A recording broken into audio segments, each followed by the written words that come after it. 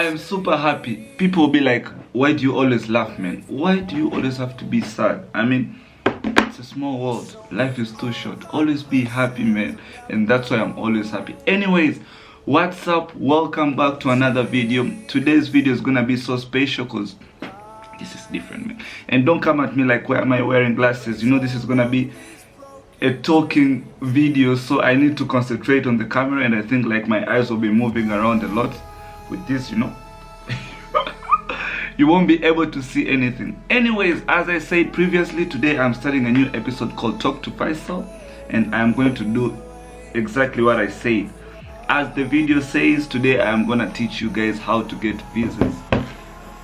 Yep, visas to travel abroad. So many people think I have another nationality, man. I'm purely Tanzanian. I'm from Africa. I need visas to so many countries abroad, and I'm gonna give you a very easy tip so that you all can be enjoying. I mean, I know so many of you guys love traveling, especially to these big countries like England, France, America. I mean, we all love traveling, man.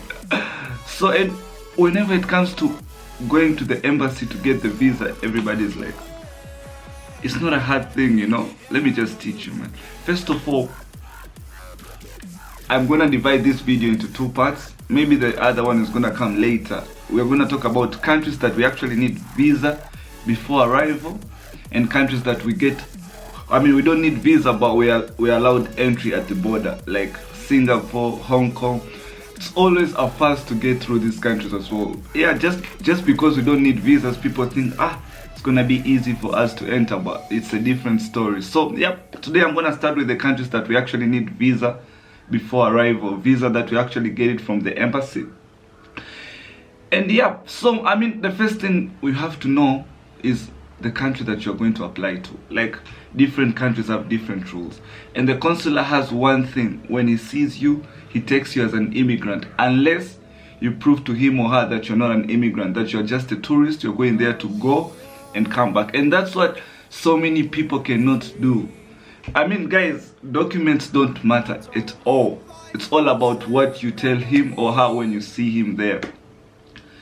I mean, okay, it's a different story. Like, for example, if you apply to the UK, we actually have to load in your documents.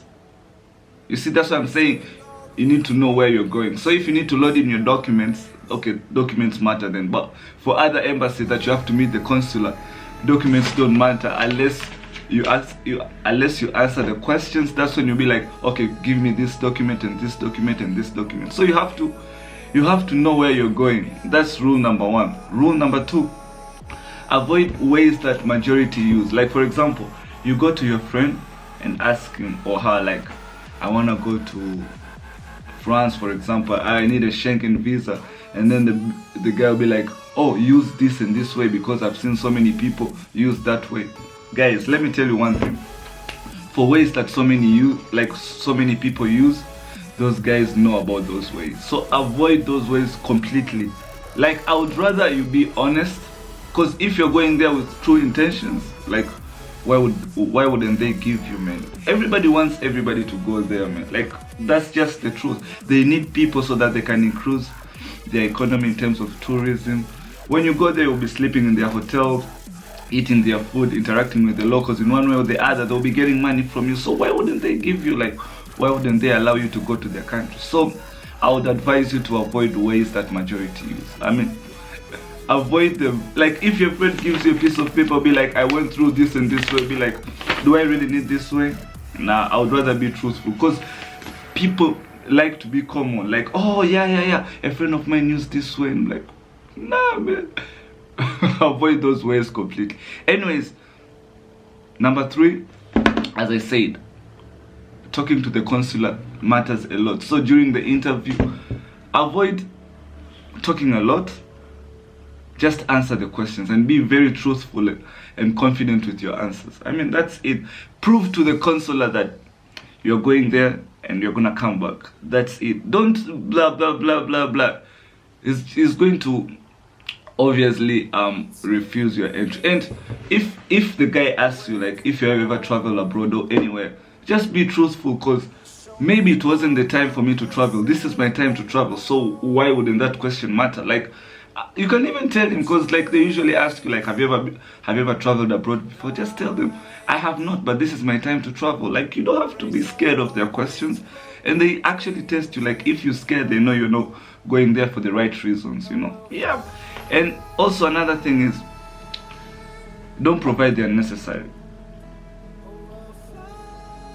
I mean, okay, provide the unnecessary. Don't provide too many things, but provide things that you may think it's not important, but it may be important to them. So you just have to check your documents. Like, okay, maybe this is not that important, but I need to give it to him. But this is not important. Don't. If you think it's not important yourself, but if you think, even if he thinks it's not, just give it to him. You never know, man. Anything can happen. And also, when you go for visa applications, guys, allow time, so that you know anything can happen. Like, you may be refused this time just because of a small mistake, and you may, like, if you still have time, like for example 2 months before your travel, or a month at least, you can get another interview so that you can submit what you didn't submit before, and they'll still give, because we are human beings, we do make mistakes. Even if we think we are 100% right, there'll be like a small mistake, you know. Yeah. And also, when you go there, start by praying, man. Pray in the morning before you leave. Prayers are not because prayers are going to help you in one thing, not because the guy will just give you directly, no, but it involves him waking up in a good mood. Or for example, like the guy before you during the interview just messed his mind, his or her mind. Like, you know, sometimes some people can be so inquisitive, and it can create this awkward atmosphere at the consular, like during the interview. So it's always good to start by praying, so that you pray for those things, so that they won't affect your time for interview, you know. And I think that's right about it. Getting visa is so easy. You just have to be truthful, man. Yep. Anyways, guys, I'm gonna be doing so many of these type of talks. I'm going to go to the streets to talk to people. It's all about talking to me, man. So if you have any question you wanna ask me, make sure to do so. If you have comments, or you have anything that you think can improve me, just tell me, man. Feel free to tell me anything. And if you think this video should have been in Swahili because you don't understand English, or you're not so good, and you really wanna travel from Tanzania, and you think my advice would have helped you out, tell me. I'm gonna be so happy to make another video in Swahili. But if that's not the case, my name is Faysal. Thank you for watching. If you have watched till this point, yeah, man, let's all travel, man, and wait for another episode. School, like, you know, so many things are coming, but this thing has helped me a lot. Yes, welcome back to another vlog. Vlogs that don't make sense, man.